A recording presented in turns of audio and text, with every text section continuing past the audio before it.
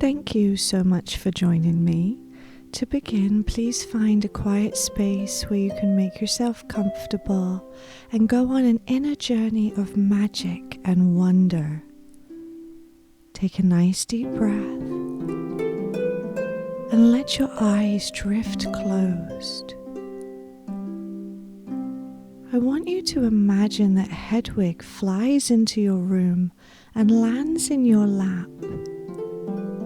You take another cleansing breath, and you know that Hedwig is here both as protector and companion. Hedwig spreads her wings, and a peaceful energy comes from her, a transference of energy, so to speak, to prepare you for this meditation. She very slowly flaps her wings, and as she does, you feel the breeze cause an incredible feeling of peaceful relaxation flow up from your feet. This then pulls up from your feet and moves into your legs, all the way up to your abdomen and into your back. Hedwig's peaceful energy continues up your back and across your chest from your shoulders. You then feel your fingertips tingle as it flows into your fingers, your hands, and up both arms. Your neck relaxes as it passes up through your neck into your jaw, skull, cheeks, eyebrows, forehead, and flows out the top of your head. Hedwig then settles down on your lap, and the world around you changes to the house belonging to the Dudleys. Hedwig flies into her cage. You take a seat on the bed and notice that the lock to your bedroom door is slowly turning. The door then bursts open, and Professor Moody, Tonks, and Kingsley are stood in the doorway. They tell you that they are here to escort you to your family and friends. You grab your jacket and walk downstairs and out of the front door.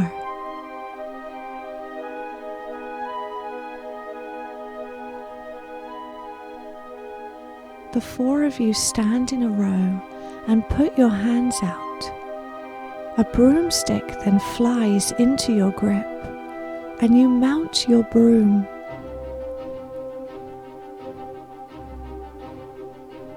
Taken to the air, you fly all over London at night. It's spectacular, so freeing, so calming. You fly across the Thames on your broom, passing by the side of riverboats. You look down and you can see your reflection in the Thames. The water is as still as your thoughts.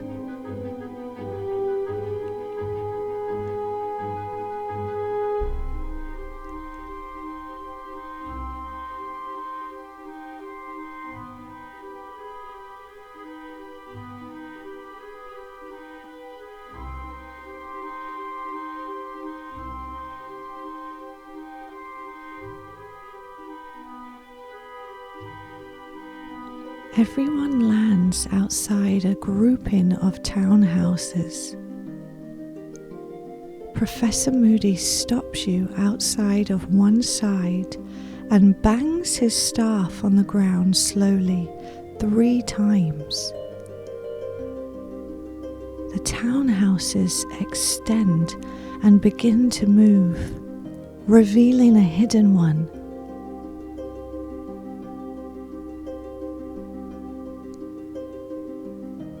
They tell you to lead the way. You open the door and Mrs. Weasley greets you. She is so happy to see you. She embraces you and tells you that Ron, Harry and Hermione are waiting for you upstairs. You thank her and wander up the staircase. As you climb, you feel yourself rise, getting bigger and expanding into your subconscious.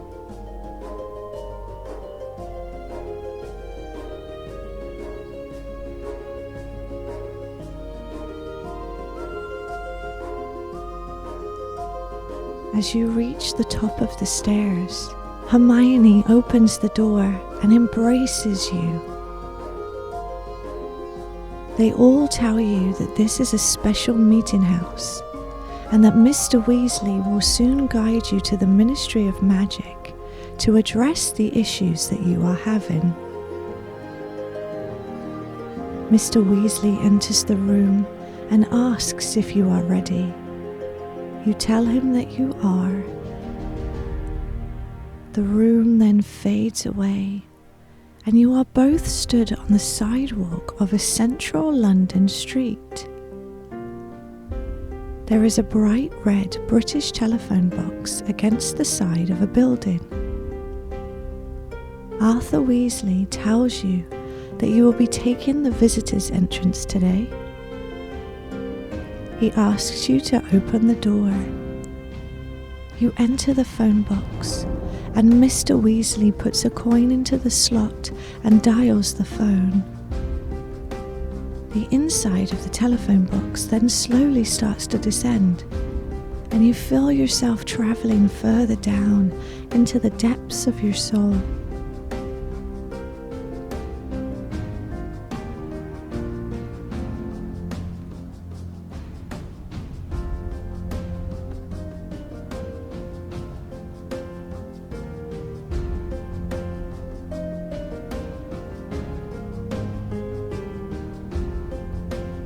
You exit the telephone box, and you have arrived in a never-ending flowing hallway with lots of fireplaces that combust into bursts of green fire, and from them are witches and wizards arriving next to you. Many are carrying brooms, many are with other witches and wizards.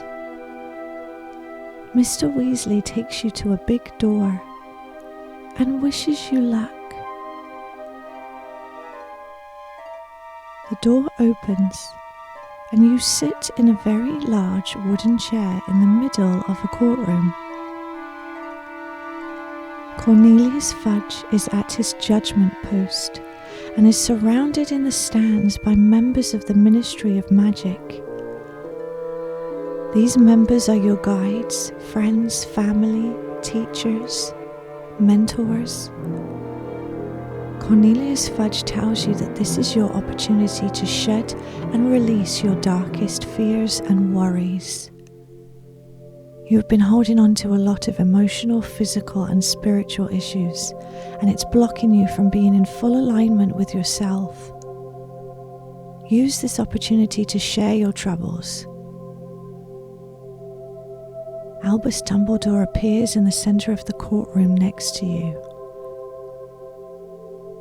He tells you to open up your concerns to the ministry and know that everyone is here to listen and support you. You do so.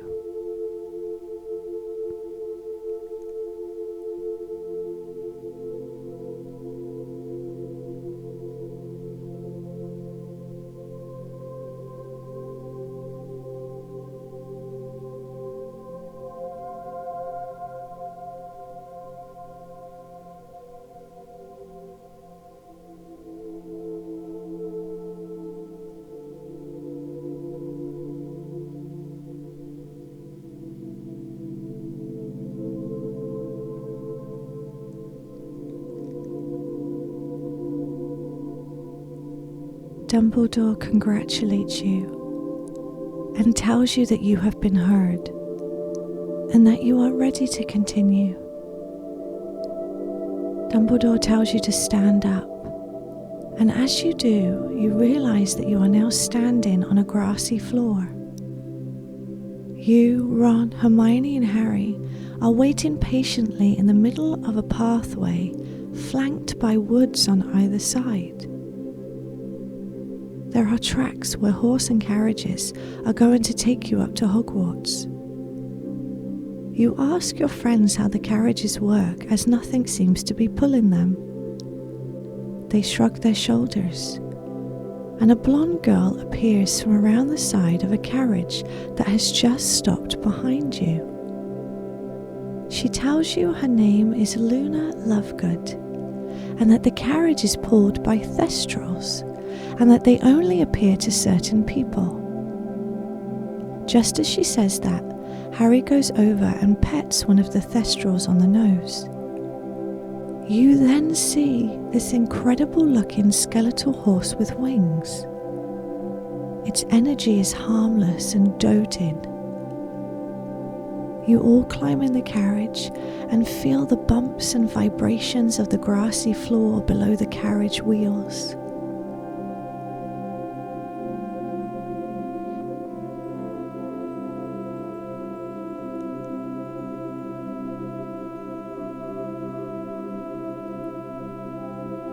You look down and you now see that you're dressed in full Hogwarts attire, in your favourite house colours.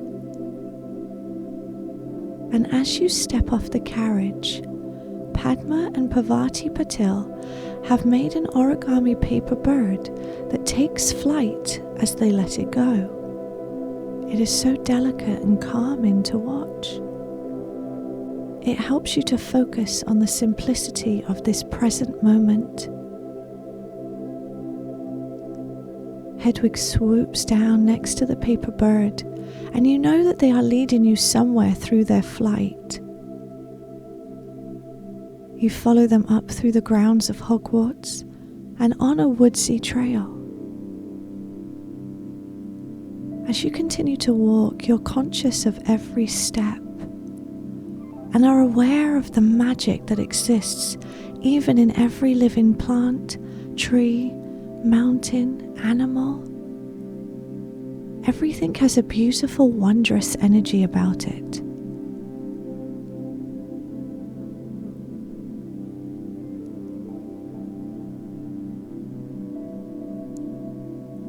Hedwig and the paper bird land on a branch, and you notice that they have brought you to a viewpoint. Take a look out at that powerful surrounding mountain and the perfect green treetops. As you look at the mountain, be aware of its strength and grounded energy, and take 3 nice, full, deep breaths.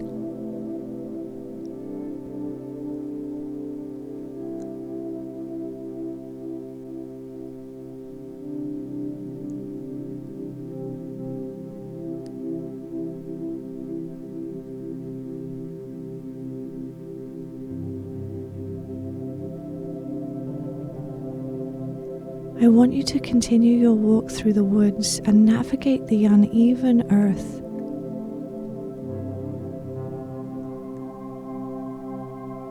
You soon come across a small series of clearings, and Luna Lovegood says hello.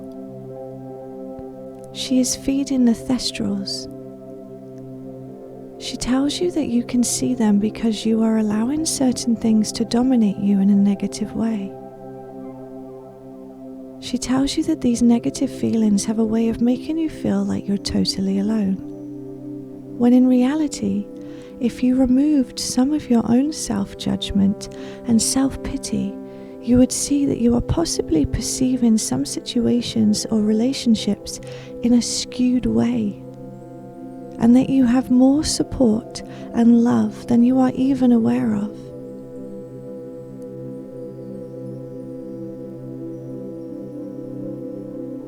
You thank her for her guidance, and she hands you a piece of meat that you throw to one of the baby thestrals. Snow begins to fall on your head and shoulders, and you find yourself walking through a snow-covered village. You are bundled up in warm clothes with Ron, Hermione and Harry. Hermione tells you that they have a big surprise for you in the Hog's Head. Ron opens the door, and inside are some of the students from Hogwarts, but also your friends and family that truly have your best interests at heart and only want what is best for you. Harry pulls out a chair at a table at the front of the pub, and everybody lines up one behind the other. A piece of paper and a pen appear in front of you, and you watch and enjoy as everybody in this room signs the piece of paper as a sign of their love for you. This brings you a sense of calm and togetherness.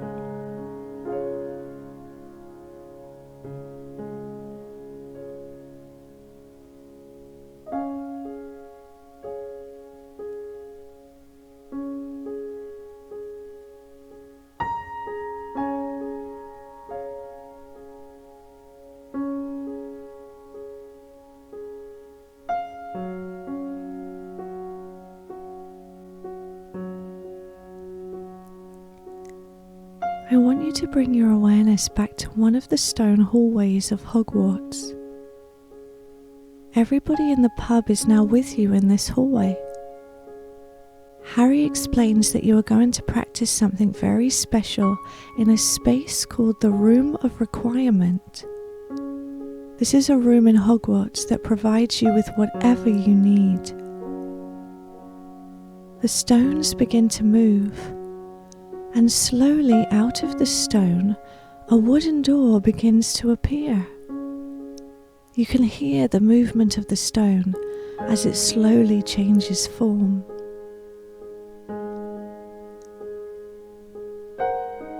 You all then enter the space, and it is completely surrounded by mirrors, and there is a large inactive fireplace in the corner. Harry Potter tells you to pull out your wands and bring to mind the happiest memories. In order to produce your very own Patronus charm, you must fill yourself up with so much love and positivity from your happiest times and experiences. Let this flow through your mind now.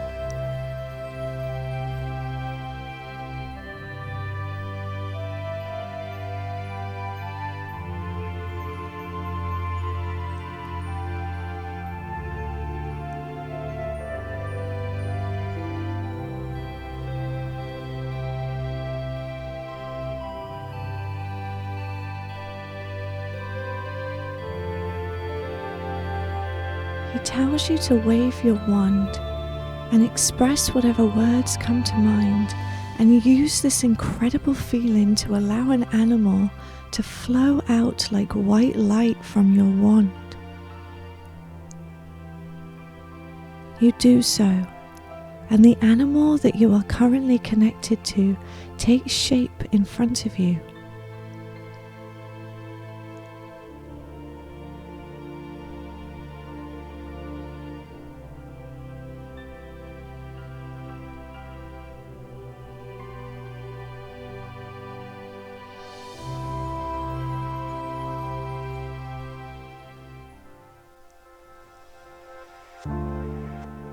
Ron, Harry and Hermione congratulate you on what you achieved and tells you that you have a visitor in here. Your animal floats around the space, and you turn around to see Sirius Black eager to talk to you. He guides you over to the inactive fireplace and tells you that he has a message to share with your subconscious. He wants you to know that what you must understand right now is that everyone has light and dark inside of them, that the world is not made up of good people and Death Eaters. What matters is which side we should act on. Simply allow the good to flow, and we will instinctively know where to go on our next path. You thank Sirius, and the room of requirement fades away around you. You are now stood in the Great Hall. You are with your entire class.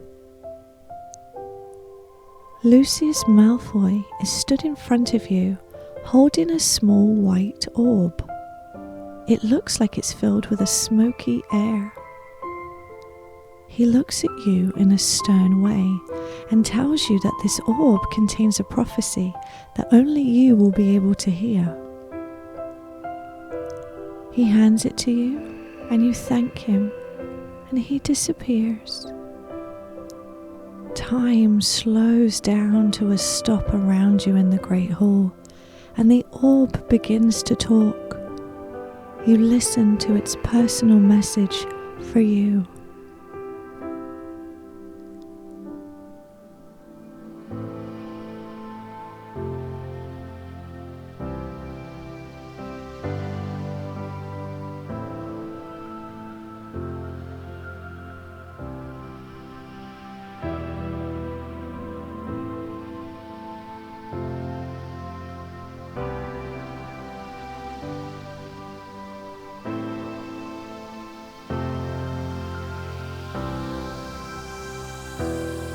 You put the orb in your robe pocket and see Harry, Ron and Hermione approach you.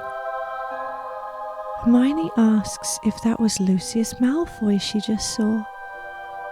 You tell her that it was, and that he had something to share with you. Just then a sparkling golden light hovers over your head and combusts into a tiny firework. This makes you all smile with wonder as you see more fly into the hall.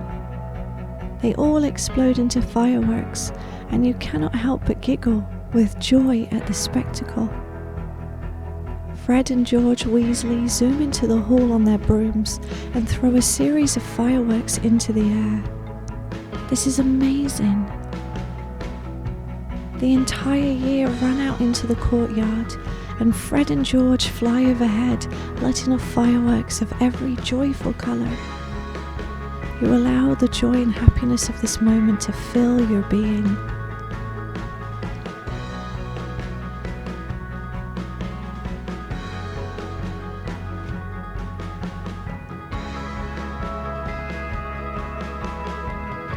Harry, Ron, Hermione and Luna find you through the crowd and each give you a hug and wish you luck. They tell you to remember that you are never alone. Take a nice deep breath and allow yourself to return to the time and space you are in now, back into the room in which you lay or sit,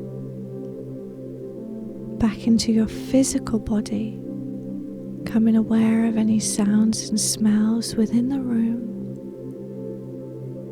your heartbeat, the movement of your breath. Put some energy back into your muscles. Give your fingers a wriggle, give your toes a wriggle. Squeeze some of your muscles and let them go. And then bring your hands over your heart center so you can physically feel your heartbeat. And we're going to close with 2 nice cleansing breaths together, letting out a sigh on the exhale. Nice big inhale. Let it go. And one more.